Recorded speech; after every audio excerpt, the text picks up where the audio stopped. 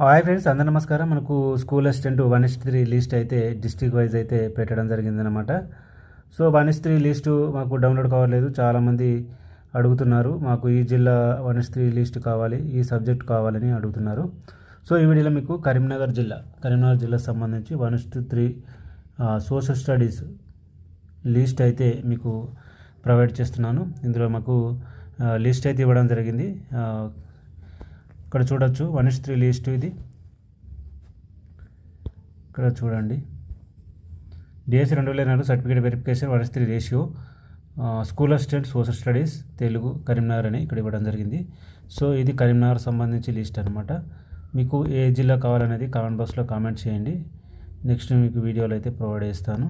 ఇక్కడ ఈ పీడిఎఫ్ మన వాట్సాప్ గ్రూప్లో పెడతాను, అక్కడ నుంచి మీరు డౌన్లోడ్ చేసుకోవచ్చు కరీంనగర్ జిల్లా వాళ్ళు.